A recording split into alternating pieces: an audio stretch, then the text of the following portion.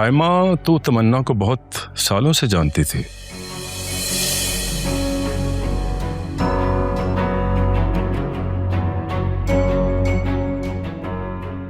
दुनिया दिखावे के लिए क्या कुछ नहीं करती, भले वो अंदर से खोखले ही क्यों ना हो।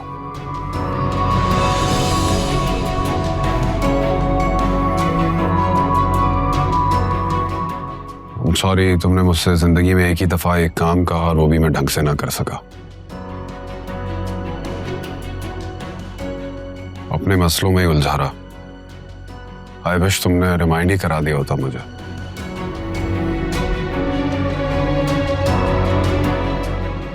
कोई ऐसी बात नहीं है वकार। मैं जानती हूँ आपको बहुत मेंटली स्ट्रेस्ड है, तो बस मैं आपको बॉदर नहीं करना चाहती थी।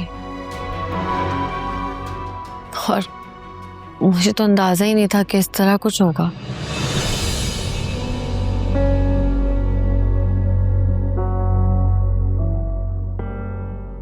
काश ये सब पहले पता चल जाता। I'm sorry। अरे नहीं, सॉरी मत कहें आप, इसमें आपकी कोई गलती नहीं है।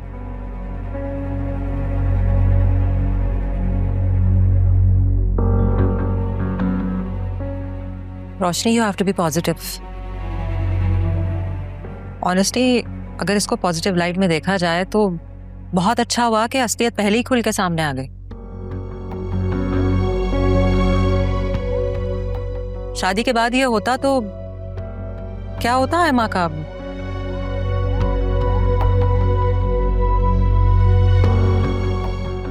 आयमा को छोड़कर वो मुल्क से फरार हो जाते, अपने मसलों में उसको ड्रैग कर लेते, उसको ब्लैकमेल करते। फिर I know it's going to be a little difficult, but जो भी होता है अच्छे के लिए होता है।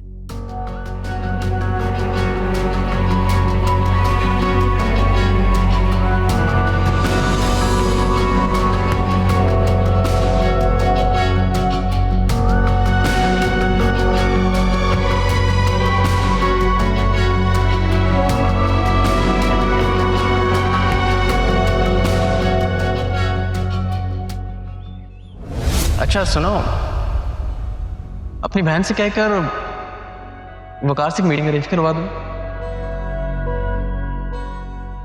बल्कि अगर तुम्हारा कोई जिक्र हो उनसे, just give him a reminder. I am sure उनको हमारी पुरानी मीटिंग याद होगी। तुम्हें क्या लगता है ना, कोई भी सेन नजरदार आदमी बीवी बनाएगा तुम्हें? शहीर जितना भी थर्ड क्लास और गया गुजरा क्यों ना हो,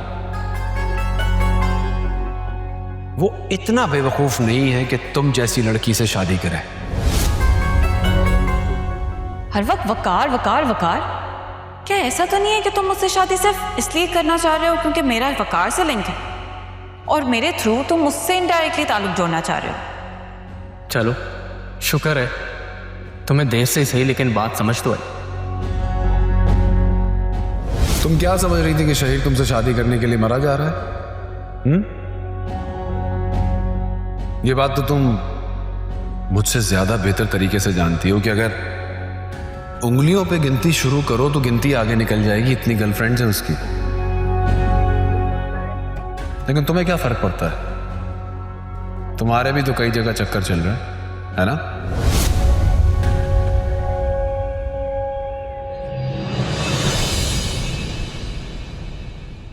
कुछ तो बहुत हुए होगे ना तुम। अपनी जीत पे खुद को फातेह समझ रहे होगे और मुझे लूजर्स की तरह रोते देख के सुकून मिल रहा होगा ना तुम्हें।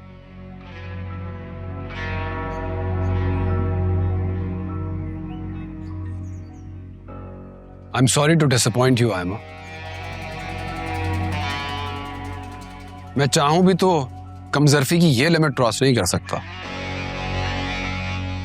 अब चाहे तुम हो या मेरा बदतरीन दुश्मन इस तरह रोता तड़पता और शर्मिंदा देखकर मुझे खुशी तो नहीं होगी।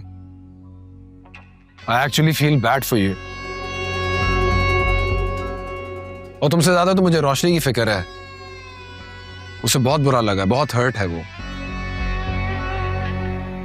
बहुत खुलूस से, प्यार से और दिल से उसने तुम्हारी शादी की तैयारी की थी।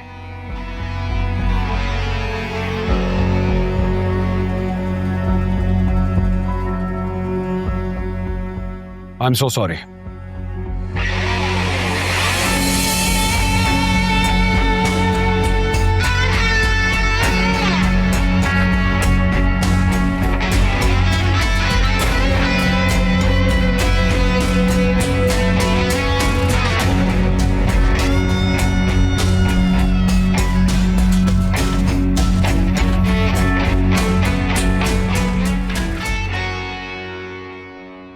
समझ तो गई थी मैं कि तुम्हारी परेशानी की वजह कुछ और है, लेकिन साइम साथ था तो मुनासिब नहीं समझा कि कुछ पूछूं।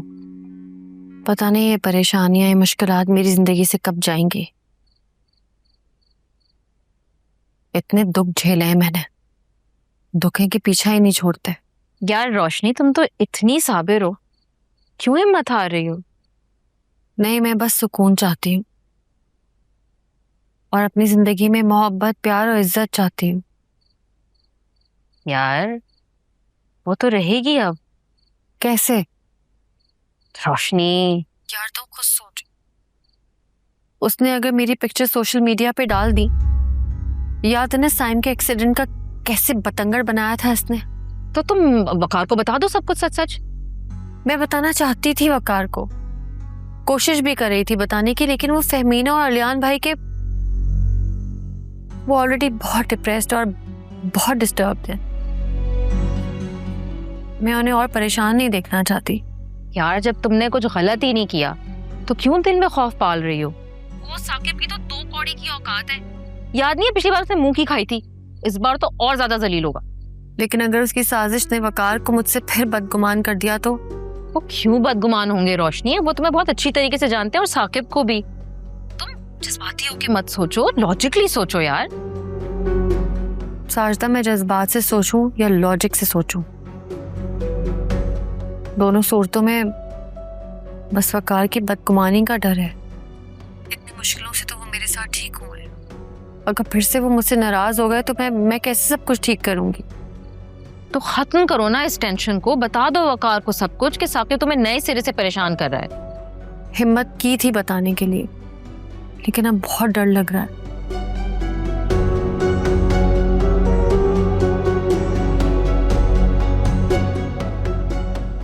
चलो मैं फोन बंद करती हूँ, वकार आ गए। चलो ख्याल रखना अपना भी और वकार का भी, और प्लीज इस मामले में ज्यादा नहीं सोचना। ओके, खुदा हाफिज। बाय।